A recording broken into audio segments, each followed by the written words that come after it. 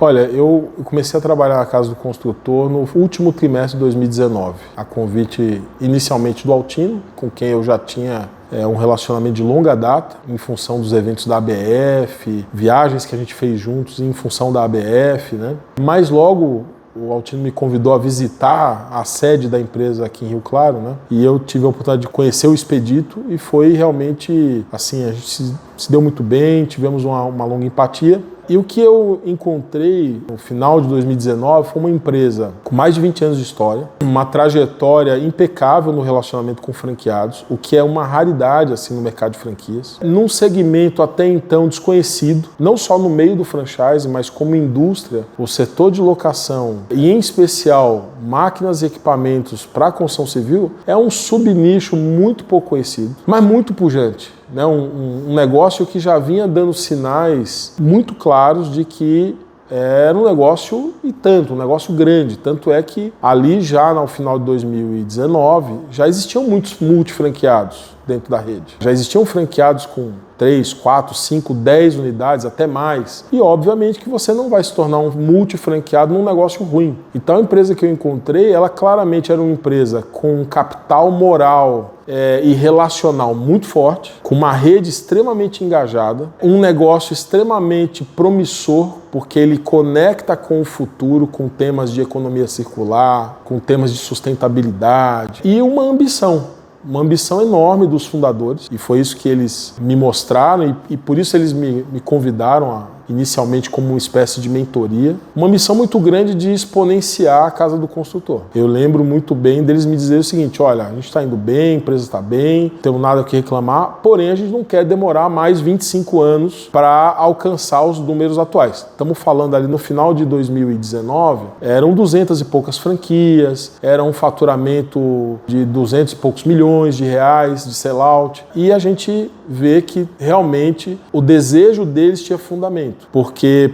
3 anos depois, basicamente, a empresa ela pode-se dizer que ela praticamente triplicou de tamanho. É uma empresa que vai fechar o ano com mais de 700 unidades, com mais de 700 milhões de reais de faturamento sellout. O número de franqueados com muitas lojas cresceu muito. O número de franqueados que já eram multifranqueados e passaram a ter 10 lojas ou mais cresceu muito. Então, é isso que eu posso dizer assim, daquilo que eu vi no final de 19 e que rapidamente se materializou, mesmo com pandemia, mesmo com os desafios, porque eu comecei a participar das primeiras reuniões no finalzinho de 2019. Bom, em março de 2020 já era lockdown. E ali entrou numa agenda onde a empresa também foi muito capaz e muito, eu diria, essa é uma das grandes características, né? Tem até um livro que fala da tese do antifrágil, né? Aquela empresa que ela não é só resiliente. Porque a empresa resiliente é aquela que ela leva uma pancada e ela se recupera da pancada. E ela volta ao que ela era antes da pancada. Mas existe a empresa chamada antifrágil. Ela leva uma pancada e volta melhor do que antes da pancada. E a Casa do Construtor foi bem isso. Assim, ela levou a pancada da Covid como todo mundo levou. Tivemos que fazer lockdown, fomos proibidos de trabalhar em muitas cidades com decretos municipais. Os franqueados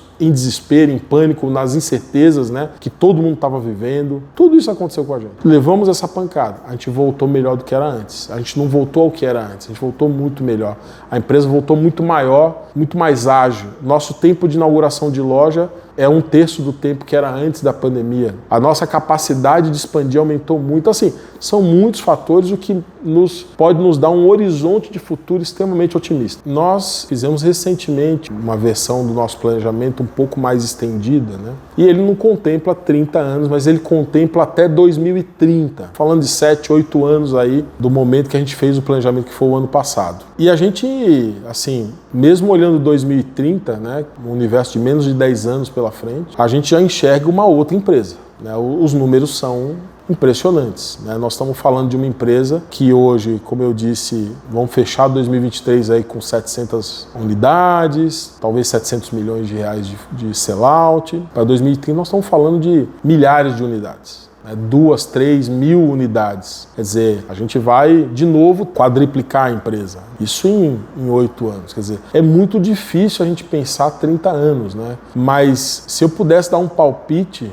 com certeza eu enxergo a Casa do Construtor no longo prazo, assim, como uma empresa que ela está reinventando realmente, assim como nosso propósito diz, ela está sendo extremamente importante na ressignificação da posse na vida das pessoas. Os números, eles virão, é natural. Quando você tem um sonho grande, quando você tem um propósito que é massivo e ele é transformador, os grandes números, eles acompanham isso. Mas o que eu acho que vai ser relevante é pensar que a gente pode mudar a forma das pessoas terem a posse. A casa do construtor de daqui a 30 anos vai ser gigante, sim, em relação a números. Seremos com certeza milhares de unidades, seremos com certeza sellout de bilhões de reais. Mas eu acho que o mais importante não são os números, né? Porque eles são uma fotografia quantitativa das coisas. Mas o qualitativo, uma empresa que realmente consegue dar acesso a bens que a pessoa não teria como comprar, mas que ela pode usar. E acho que a gente conversa muito com a geração que está nascendo agora, que vai ter 30 anos daqui a 30 anos, ou que hoje tem 10, 15, vai ter seus 40, 50 daqui a 30 anos. Acho que a gente conversa muito bem com essa geração. Essa é uma geração que não quer comprar, não quer possuir as coisas no seu nome. Ela quer usar, ela quer usufruir. Eu acho que a Casa do Construtor nunca teve tão alinhada com o momento da sociedade. Acho que há 30 anos atrás, o Altino e o Expedito foram visionários. Eles notaram uma oportunidade, mas não era, o mercado não estava totalmente pronto para isso. Agora não. Agora a gente tem, além da oportunidade ampliada, a gente tem um mercado pronto para isso. As pessoas verdadeiramente querem mudar sua relação com os objetos de sua vida. Porque eu vou comprar algo que eu só preciso usar? Realmente não faz sentido. E quando você conecta isso com questões relacionadas à finitude da vida, à finitude de bens, a um planeta que está devorando a si próprio, ele precisa ser contido nisso, você tem ainda a favor de tudo isso o mundo como ele é. Quer dizer, olha, tem que mudar a relação de consumo. O planeta não dá conta, o planeta não suporta prover recursos infinitos. Os recursos do planeta Terra são finitos, todos eles. Água, terra, tudo é finito. O que nos resta? Usar com sabedoria. Não há mais sabedoria do que o modelo de locação, o modelo de uso pontual. Por quê? Você usa, devolve.